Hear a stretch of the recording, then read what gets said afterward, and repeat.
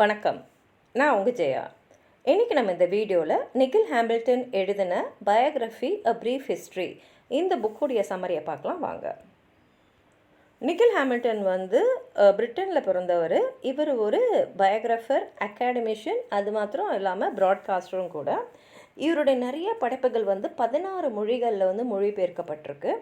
இவர் முக்கியமாக பார்த்திங்கன்னா பயோகிராஃபி, அதாவது நம்ம மற்றவங்களுடைய சரிதத்தை எழுதுறது, அவங்களுடைய வாழ்க்கை முறை, மிலிட்ரி ஹிஸ்ட்ரி, அப்புறம் அமெரிக்கன் பிரசிடென்சிஸ், ஜெர்மன் லிட்ரேச்சர், அப்புறம் டோப்போகிராஃபியை பற்றி நிறைய எழுதியிருக்காரு.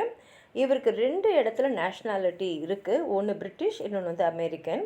இந்த புக்கான பயோகிராஃபி அ ப்ரீஃப் ஹிஸ்ட்ரியில் அவர் பயோகிராஃபின்ற ஒரு ஜான் எப்படி உருவாச்சு, அதாவது ஆதி காலத்தில் ஓரல் ட்ரெடிஷனில் வாய்மொழி வழியாகவே எப்படி ஒருத்தருங்களோட நடந்த நிகழ்வுகளையோ இல்லை ஒருத்தருடைய வரலாறை எப்படி பதிவு பண்ணாங்க அப்படின்னு ஆரம்பித்து இன்றைக்கி சினிமாவிலையும் இன்டர்நெட்லையும் எப்படி ஒருத்தவங்களோட பயோகிராஃபி பதிவு செய்யப்படுது அப்படின்றத இவர் ஆய்வாக எடுத்திருக்காரு.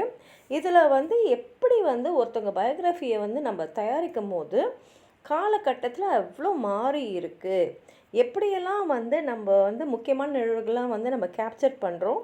அது மாத்திரம் இல்லாமல் ஒருத்தரோட தனிப்பட்ட வாழ்க்கையில் இருக்கக்கூடிய சில நிகழ்வுகளை இல்லை எண்ணங்களை இல்லை நோக்கங்களை நம்ம எப்படி இன்டர்ப்ரெட் பண்ணுறதுல நம்ம எப்படி வேறுபடுறோம் அதெல்லாம் கூட அவர் சொல்லியிருக்காரு. அது மாத்திரம் இல்லாமல் ஏன் மனிதர்கள் இன்னொருத்தரோட வாழ்க்கையை தெரிஞ்சுக்கிறதுல இவ்வளோ ஆர்வமாக இருக்காங்க, அதாவது மற்றவங்களோடதான் இருக்கலாம் இல்லை தன்னுடைய வாழ்க்கையாகவும் இருக்கலாம், தன்னோட வாழ்க்கையை வெளிப்படுத்துறதுலையோ இல்லை மற்றவங்க வாழ்க்கையில் என்ன நடந்தது அப்படின்றது தெரிஞ்சுக்கிறதுலையோ மக்களுக்கு இருக்கிற ஆர்வத்தையும் இதில் அவர் எழுதியிருக்காரு. அதாவது பயோகிராஃபின்றது ஒரு காலத்தில் பார்த்திங்கன்னா வெறும் புத்தக வடிவத்தில் தான் இருந்தது. ஆனால் இப்போ பார்த்திங்கன்னா நிறைய பேருடைய வாழ்க்கை வரலாறு திரைப்படமாக எடுக்கப்படுது, டெலிவிஷனில் வருது, நிறைய ஆன்லைன் கண்டென்ட்லேயும் நமக்கு கிடைக்குது.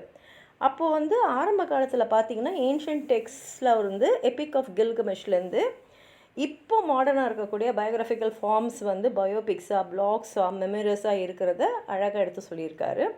அது மாத்திரம் இல்லாமல் இப்போ ஒரு பயோகிராஃபி அப்படின்னு வரும்போது நமக்கு நிறைய கொஸ்டின்ஸ் அதில் இருக்கும். இது உண்மையா, இல்லை இதை மாற்றி சொல்லியிருக்காங்களா, இல்லை இது வேறு ஒருத்தவங்களோட கண்ணோட்டத்துலேருந்து எழுதியிருக்காங்களா, அப்போ எழுதுறதோட நோக்கம் என்ன, அது மாத்திரம் இல்லாமல் இந்த லைஃப் ஸ்டோரிஸில் இருக்கக்கூடிய அந்த கல்ச்சுரல் சிக்னிஃபிகன்ஸ் என்ன, ஏன்னா ஒருத்தவங்களுடைய கல்ச்சரை பேஸ் பண்ணி தான் அவங்க வாழ்க்கையை அமைஞ்சிருக்கும்.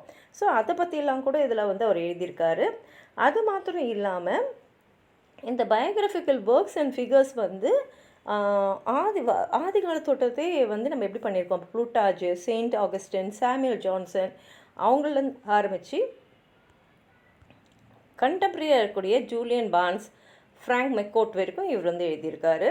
அதே சமயத்தில் இந்த பயோகிராஃபின்றது இந்த வெஸ்டர்ன் கல்ச்சரில் எவ்வளோ முக்கியமான ஒரு பங்கு வகிக்குது, அதே மாதிரி நம்மளை நாமே புரிஞ்சிக்கிறதுக்கும் மற்றவங்க புரிஞ்சிக்கிறதுக்கும் அது எந்த அளவுக்கு ஏதுவாக இருக்குது அப்படின்றது இந்த புத்தகத்தில் அவர் எழுதியிருக்காரு. உங்களுக்கு ஏதாவது சொல்லணும்னு நினச்சிங்கன்னா கீழே இருக்கிற கமெண்ட் பாக்ஸில் எழுதுங்க. இந்த வீடியோவை லைக் பண்ணுங்கள், உங்கள் ஃப்ரெண்ட்ஸோடு ஷேர் பண்ணுங்கள். சப்ஸ்கிரைப் பண்ணாதவங்களாம் ப்ளீஸ் சப்ஸ்கிரைப் பண்ணி சப்போர்ட் பண்ணுங்கள். நன்றி.